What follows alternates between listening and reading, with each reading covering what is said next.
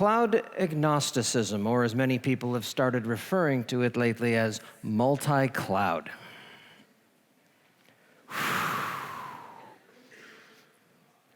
So you sit down and start writing some code, as you do, ideally wearing a tie, as I do. And now you want to take that application that you've built, and you want to deploy it to Google Cloud Platform, and to AWS, and to Microsoft Azure, and to Oracle Cloud.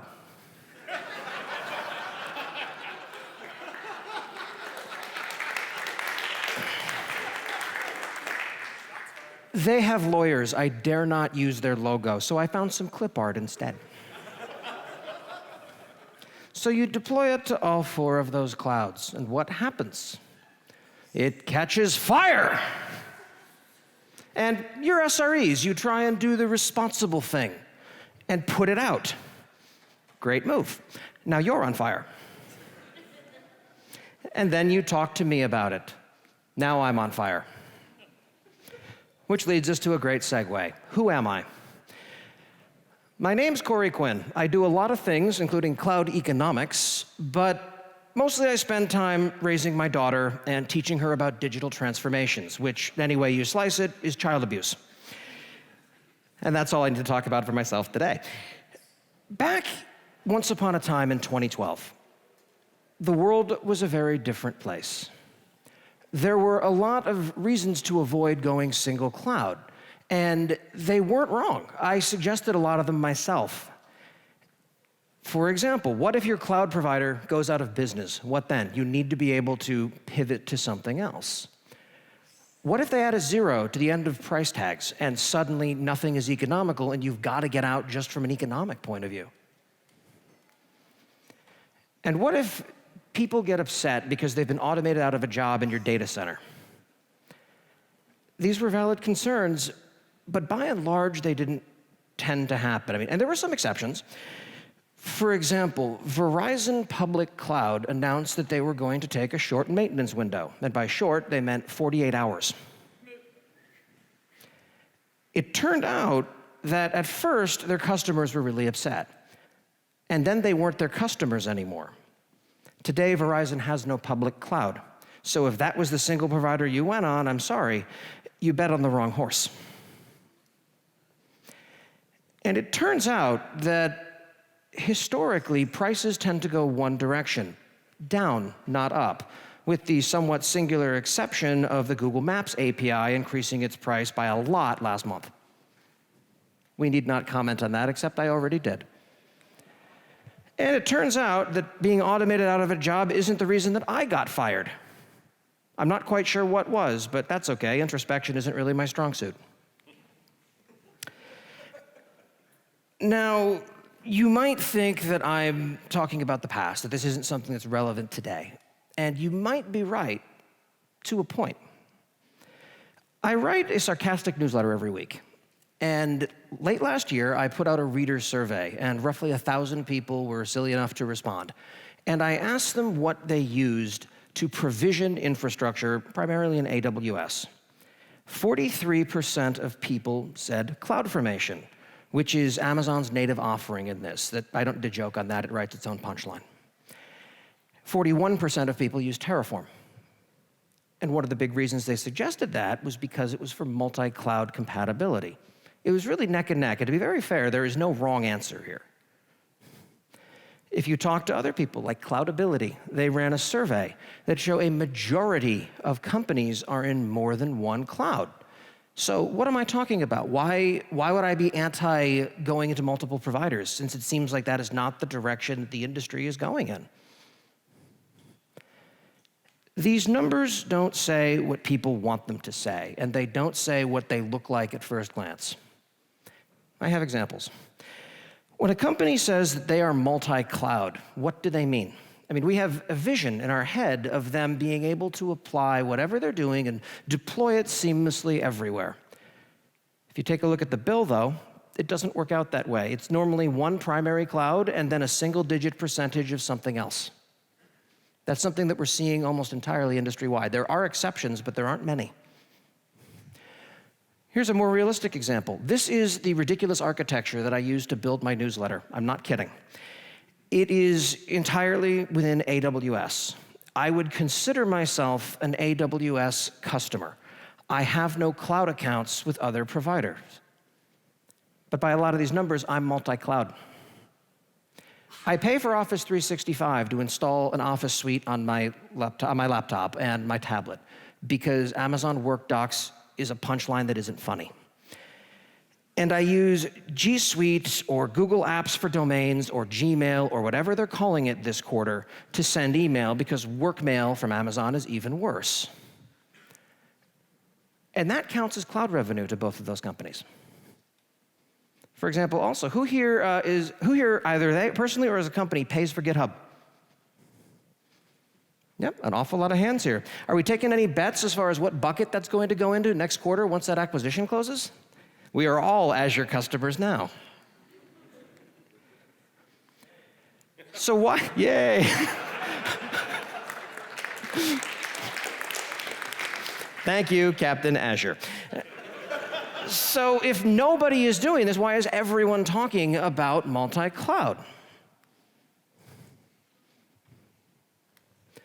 It's not inherently a terrible direction to go in, and the providers have to talk about it, because it turns out that very few companies are willing to either start fresh and build everything inside of a provider, or just pick up everything they've got and throw it into one. There's a migration process. Even pure greenfield projects have an awful lot of brown in them. Watch where you step. People aren't going to just one day do a knife switch cutover in most cases. There has to be a transition story regardless of where you end up. And there are a number of companies here and projects that I have nothing against personally that to some extent need to be able to illustrate something of a multi-cloud story. Because if you go with a single provider and their maturity increases to a point where their internal tooling isn't terrible, there becomes fewer and fewer reasons to use a third-party vendor. And eventually, an awful lot of ecosystem companies will have nothing left to sell you. So that's where we are, but why is it terrible? For starters, you wind up finding yourself limited to the lowest common denominator of all the providers you want to use. And even now in 2018, that largely looks a lot like compute, storage, sort of a database, and the rest is pretty much load balancers. And everything else you're building on top of it rather than relying on primitives. Even the database story, other than its steady state, the APIs are different, the constraints are different, how things provision are different. You've got to build a shim in there that equates those things to one another. It's a problem. It's a lot of work. And as I mentioned in the keynote, that, oh yeah, we sell socks, so obviously it's time for us to build all of our own stuff. There's not a lot of value here. In fact, it was humorous. Henning here in the audience wound up tweeting out after that, hey, well, we actually do sell socks and we do a lot of Kubernetes. The fun conversation that happened after that, I wound up excitedly showing him something that he was asking about, and it turned out that he wrote it. So I think we call that code-splaining. Let's also talk about data gravity, by which I mean that you generally tend to pick a primary provider that's where most of your data lives. If you have to spend an enormous pile of money to migrate data between providers, well, you're not saving any money by running your containers somewhere else. Does anyone here know what it costs to move 1 terabyte of data out of AWS into another provider? No, I don't. No one does. This is I'm not kidding. This is from the Open Guide to AWS. It's on GitHub. I'm the community lead. I helped build the latest version of this. This is the actual cost of data transfer in various scenarios within AWS. Nobody knows. I can figure it out, but I don't know. You can look at that in GitHub. I don't expect you to read and memorize all of that. There will be a quiz later. And there are also problems with moving large proportions of spend from one provider to another without warning. You ever met an accountant? Their least favorite word is surprise. And the reaction's about like that.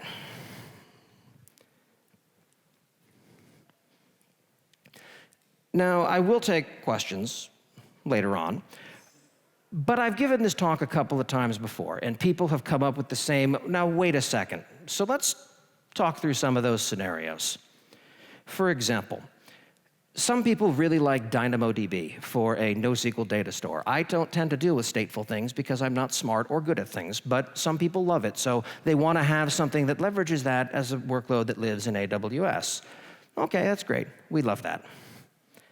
And a lot of people also enjoy that rush you get of never knowing whether that service that you're using from Google is about to be end-of-lifed, even though you're paying a lot of money for it. Adrenaline junkies, we do this. And I will say about Azure as well, that you are the only cloud provider that offers SLAs around individual instances. And I'll be honest, I don't know whether that's wonderful or terrific or horrible, and I'm not prepared to make a judgment on that, but we'll take it. It says interesting things about workloads. That's all I'm going to say there. And of course, what about wanting to run a commercial database where you have a non-trivial risk of being sued by your vendor? Because apparently, you're born without the part of your brain that properly assesses business risk. Okay, great. These are individual workloads that you'd wind up putting in different providers, and I'm not opposed to that. What I'm talking about is the same workload being deployed to multiple places simultaneously. And if you put those individual workloads in different places, that's okay. I won't set you on fire for that. In fact, I'll help put you out. You're also going to potentially wind up seeing problems with your business strategy people as they say, wait, so we're going to award an enormous pile of money to a single vendor with no real strategy of being able to play them off against one another. There is validity to that. But if you really squeeze a vendor during negotiations, pie-in-the-sky numbers, you might wind up getting an additional 5% off. Think of the time and effort that engineering is going to cost you, and exactly how long it's going to take to generate anything approaching a return on investment for that. It's a business decision. That's the CTO of Amazon and the president of AWS, and this is a common question. Well, what if Amazon, dun, dun, dun, becomes a competitor? Yeah, Amazon's product strategy is yes, they're going to become your competitor. They're going to compete with everyone and everything until they are stopped. Look at Netflix. Amazon Prime Video, whatever pile of words in some sequence winds up providing Amazon's video service, is a direct competitor of Netflix. Netflix has made the decision to continue to do business with AWS as their cloud provider of choice. Everyone tends to do that to some extent. There's a trade-off in risk. You buy capability and you give up certain options. None of these things are irreversible. You can always change your mind later. But by and large, saying no doesn't, for reasons that may or may not manifest or apply to you, that's another business decision. And there's also the question of what happens 5 years from now when if the provider that we pick has to migrate, does something that we don't like, and strategically we are forced to migrate. You have a choice. You can try to build a level of agnosticism into your systems. But it's like a DR plan. If you don't practice it regularly, you wind up actually trying to execute the DR plan and falling flat on your face. If you don't ever test being able to deploy to another provider, and then 5 years from now, because you've theoretically written everything in an agnostic way, you will be able to migrate to that new provider like a bird into a window. It's never as simple as you think it's going to be, and there are always shades of nuance that mean this is an ongoing project. Now, I do wind up getting questions in this talk that discuss, well, what are valid use cases for this? What about, and people have said things, and yes, that's a great question. There are valid use cases for this. What I'm talking about here is the idea of a best practice, or as I like to think of it, a sensible default position. If you have a nuanced reason why your company needs to be able to deploy to multiple cloud providers simultaneously, great, terrific. You've put thought into it, you've made a decision, and you're heading in that direction. That's not what I'm talking about. What I'm talking about is, well, I read this thing in Gartner that says that we should absolutely be able to deploy to multiple providers all the time. And that study got slapped into the in-flight magazine that our CIO reads, so guess what we're doing? That's how strategy decisions get made. There and on the golf course. Take PagerDuty. They're here sponsoring. Everyone knows who PagerDuty is. They call you at 3 in the morning when your site catches fire. There is a validity there in that when you're going to get woken up because a provider is down, the thing that wakes you up needs to be more reliable than the provider that it runs on, if that provider matters. And yes, I've talked to people at PagerDuty. They are multi-cloud for the thing that wakes you up. That doesn't mean everything that they build, every workload lives there. Their marketing site, their onboard user experience, if their primary provider is down and everything's on fire, people will still get woken up, but they don't need to change the theme of their dashboard or, ooh, can we upload our corporate logo? Now is not the time to do that. Now everything's on fire and the internet is broken. Some people have business deals with larger customers than their companies who don't want to have their workloads on certain providers. You have to meet your customers where they are. If you have a large deal that says okay, but you can't put it on that one cloud provider, there's not a great series of answers to that. And there's also geographical requirements. If you're in Europe, for example, there are data residency requirements in the form of things like GDPR. As these regulations tend to increase, you have to be able to deploy things in certain regions, and not all cloud providers have things there. If you're in the United States, absolutely none of that applies to you, because our politicians are bought and paid for. And of course, if you're trying to conduct business in mainland China, the punchline has been censored by the government, so I can't say it. But you're going to have to figure out how to address those needs, and a lot of times for things like this, you do need to go with multiple providers. But to do this, understand that when you start saying that we want to be able to go with multiple providers at any given point in time, you are buying a capability, you're buying optionality, and the coin that you pay for that in is how quickly you're able to iterate. You're having to take on a lot of undifferentiated heavy lifting in order to do it. I'm not suggesting which cloud provider you should use. I don't work for any of them. I'm self-employed. I'm not selling anyone, any particular vendor here. What I'm selling is the idea that you should be intentional about what it is you're doing and why you're doing it. So I contend that going all in on one provider, whatever that provider is a generally decent starting point to go with. And most providers will absolutely agree with you, provided you pick theirs. Well, you're going to go with the other one? Well, let's talk about multi-cloud. And now we're back having that conversation. Like I mentioned at the keynote at the beginning of this, it comes down to context of understanding what's right for you and why you need to do the things that you do from a business reason for the right reasons. I do have two things to sell you that are free. I guess I'm giving them to you. If you enjoy my sense of humor, first, I'm sorry. Secondly, I write a weekly newsletter called Last Week in AWS. It gathers the news from Amazon's ecosystem, discards the crappy parts that no one cares about, which is most of it, and then makes fun of whatever's left. The other thing that's less sarcastic and a little more insightful is I talk to smart people a lot. And this is in the form of my podcast called Screaming in the Cloud. This week, funny enough for SREcon, my guest was Alex Seligman, who is the VP of Developer Relations at Google.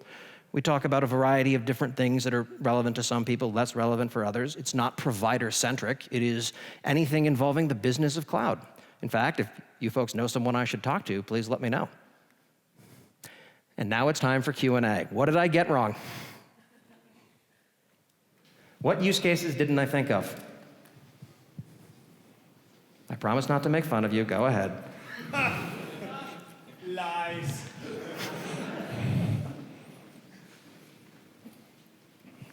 So there is two topics, but I only come with one.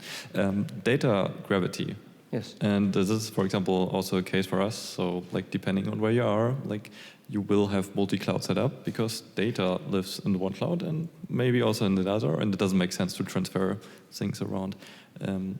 What is your, because you didn't list it in your valid use cases. Yes, there is the data lake story in that when you wind up accumulating things, if you have several data ponds, one big data lake, if you screw it up halfway and build a data swamp and take out a village, that tends to wind up dictating where things go. But generally speaking, with big data, machine learning, any sort of large-scale analysis, where your data is generally going to dictate this. The success of those projects is based almost entirely on how much data you can throw into them, and moving exabyte scale things between providers generally doesn't happen. If you're in a position where you are consuming a lot of data into different providers, you're pretty much likely to leave that where it is, and that's not a terrible decision.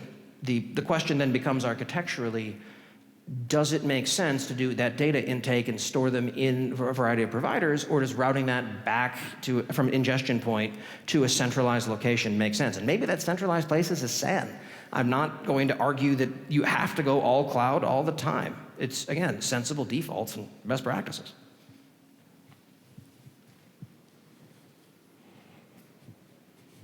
Wow, you're a shy group.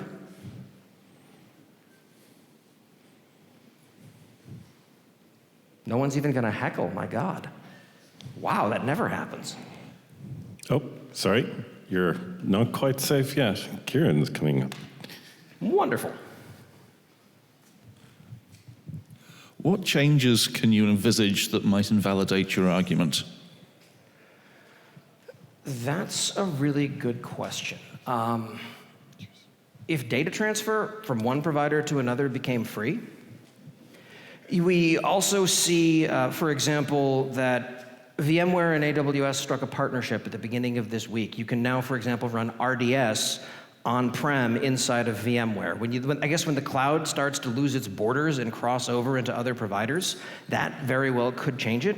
If magically there were a common API that all of these providers agreed to speak, picture like a version of OpenStack that wasn't a terrible disaster tire fire and you're sort of there. I suppose Amazon buys all of its competitors, because why not? They sit in the throne of money. There's theoretically that option, but by and large, I'm not seeing too many likely things that change this. And again, for those watching in the future in video, this is 2018. We could all be sitting here in 2020 laughing at this going, ha ha ha, he totally didn't see it coming. And I accept that. I'm not claiming to be able to predict the future. I'm talking about now, but great question. No one's ever asked that one before. Talking about the future, yes. What about acquisitions and like the general trend with Kubernetes to have like higher level abstractions?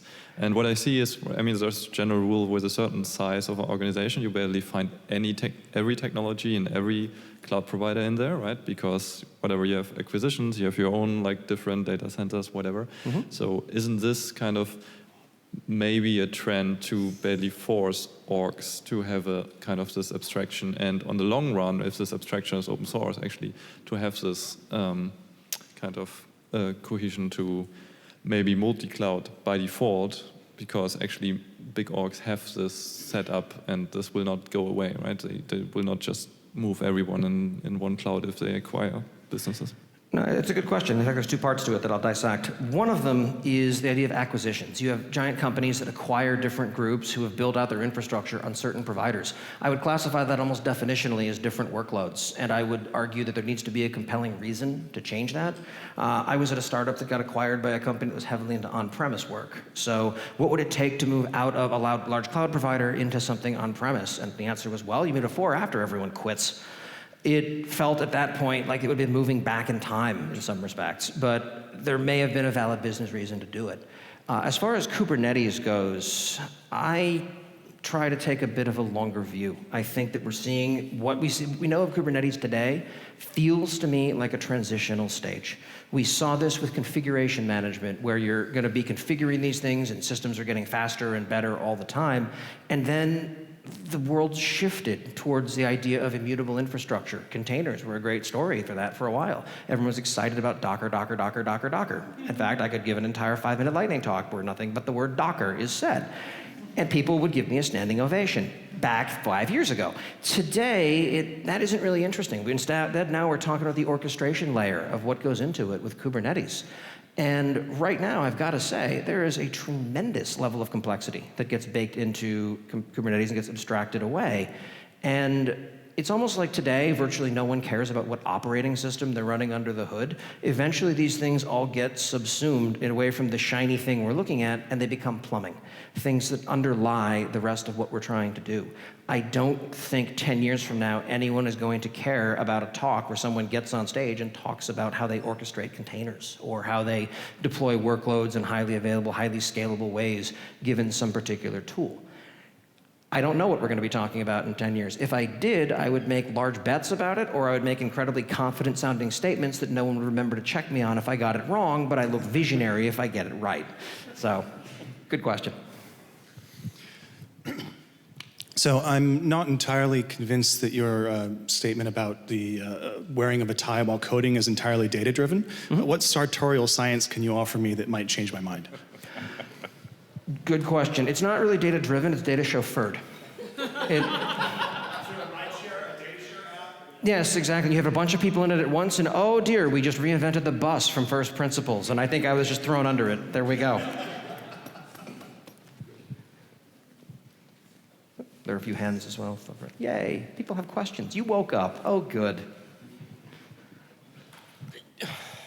So I recognize this may not apply to most customers of cloud services, but beyond a certain size, the price is not the price. And if you are in multiple providers, the nice salespeople start telling you that if you can do certain things or move certain load to them, you get more discounts. Does that factor into the, do you think that's a meaningful, does that have a meaningful impact on your assessment that this is? In isolation, no. Combined with other things, possibly. If it gets you a 5% discount, at that point, if you're talking about $100 million in spend one way or another, knocking $5 million off of it is nothing to sneeze at. But at that scale, generally you will spend many times that in engineering effort if it hasn't been baked in already. So you're going to be talking about having to spend a tremendous amount of time re-engineering and re-architecting for that scenario, with the follow-on that it's not just the cost of people, there's an opportunity cost, because while people are doing that, they're not going to be able to focus on things that the business cares about as a business, developing new features, expanding into new markets, crushing things as they become increasingly a juggernaut, et cetera, whatever it is that company's on board with. Great question. You had a hand, or? No. Yeah, I did. Okay, good. Have a microphone. Thank you. Are you potentially suggesting about data transfer being free that potentially the disrupting business case would be that, I'll say Azure or GCP will offer you 9 cents a gigabyte if you move your data in, as opposed to free ingress, free ingress and charged egress, that it's discounted ingress? Yes.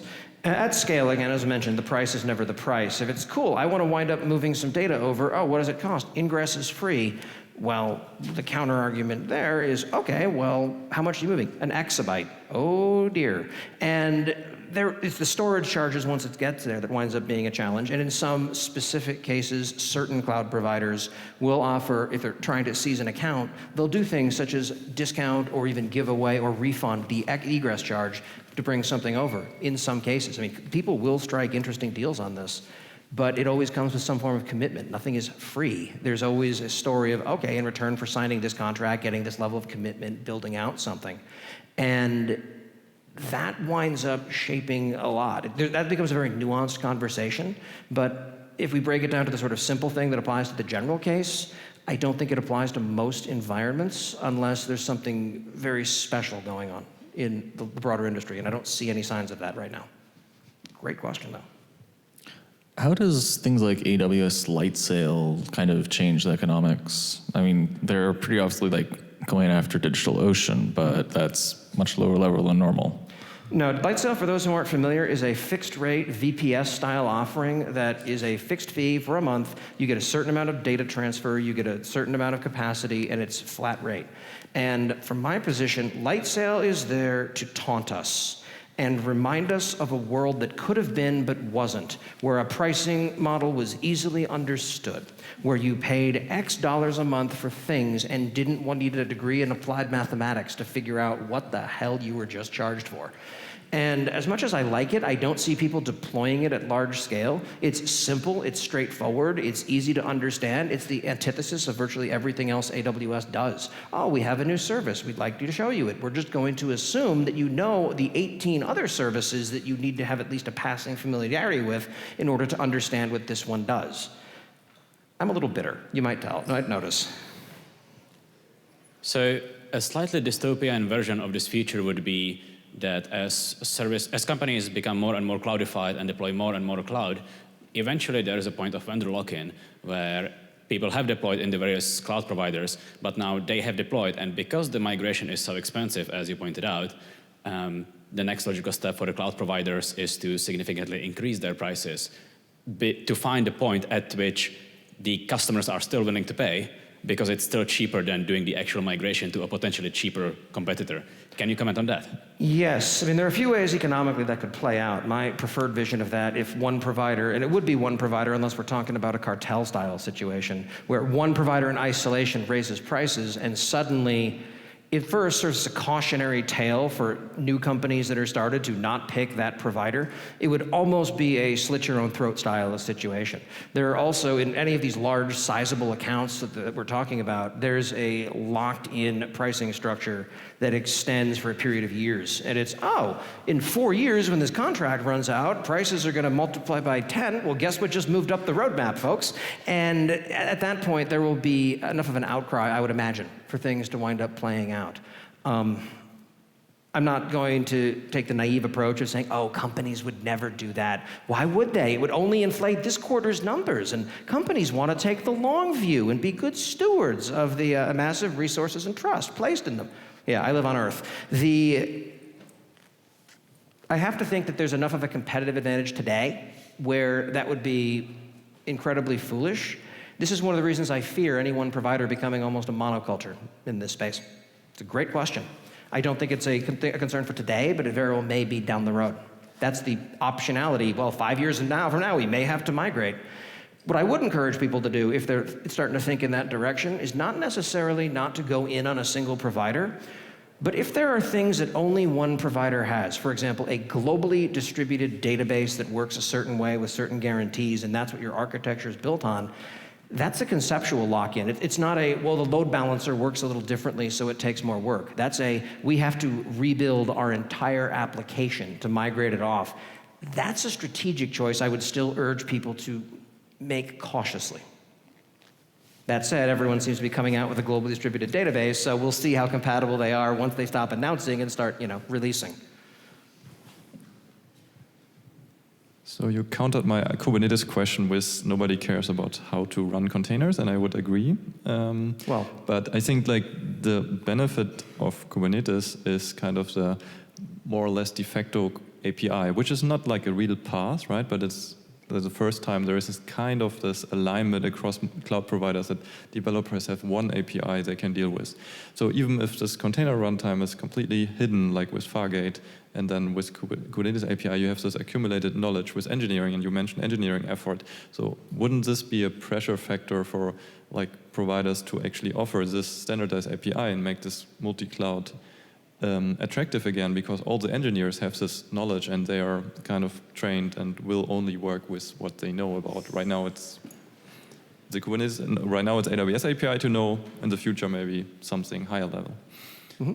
I think that in many cases, containers themselves are not necessarily an endgame, and we take a look now at the functions as a service offerings, such as AWS Lambda, Azure Functions, Google Cloud Functions, et cetera. I may be pronouncing some of those wrong. And at that point, we're almost post-container with those things. Will they run in containers-ish? Well, okay, great, but you throw code over the wall and someone else runs it for you. Some would argue that if you're just writing the code, there's no lock-in at all. Other people would say it's a massive amount of lock-in based upon how that gets expressed. Today, serverless is largely a toy for many workloads. I think 3 years from now, that will be a very different story. At which point, when does Kubernetes and container-based workloads become tomorrow's legacy technology? And that's going to be an interesting question. It's a question how far out in the future we want to look at. By the time I retire, or more likely get murdered to death by an audience someday when I make a joke that doesn't land well, then I think that we're going to be talking about very different things by then. And I'm going to look back at recordings of this and laugh. Laugh and laugh. Oh, absolutely. Maybe we may be using OpenFast, maybe using something else beyond that. It's really a question of how the industry goes. I didn't predict Docker. I didn't predict Kubernetes. I certainly didn't predict serverless. And okay, I don't know. It turns out I'm really bad at predicting the future. Who knew? Never predicted that. Good, good. There we go. We have time for one more? Yeah.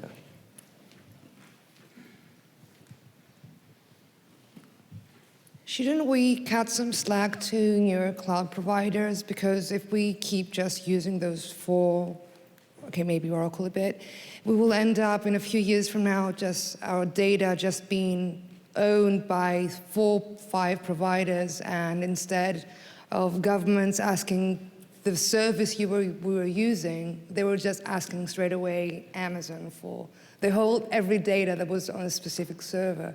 Mm-hmm. Shouldn't we be a little bit less judgy with their bumpy starts?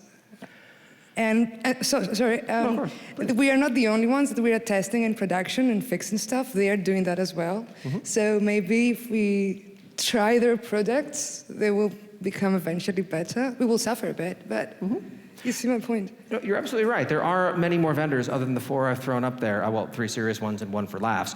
But the challenge, too, is that there's a difference between, I guess, tier 1 providers and, I guess, tier 2, tier 3, et cetera. And for most large enterprises making serious multi-million-dollar investments, there is a certain reluctance in a vacuum to wind up going with an up-and-comer. There's a concern in many aspects of business where you don't necessarily want to be a vendor's biggest customer. And in some cases where it's, okay, so I'm working with a startup, great, I'm 80% of their revenue. Well, that's a business risk for one, and in many cases, the answer becomes instead, well, we'll just buy them. And then at that point, you effectively wind up with your own private cloud that is run by, until what was very recently, a respectable tier 2 or tier 3 provider. You're right as well with the idea that all data becomes centralized to certain providers. That's why encryption at rest, a solid KMS strategy, winds up becoming critically important for this. It also helps to have a strong regulatory framework in the jurisdictions in which these companies operate. These are big concerns, a little out of scope from a cloud agnosticism perspective, but this is the sort of stuff that keeps me up at night. I lead a weird life. Are we out of time? I think so. Perfect. Okay. Thank you all very much for your time and for putting up with it.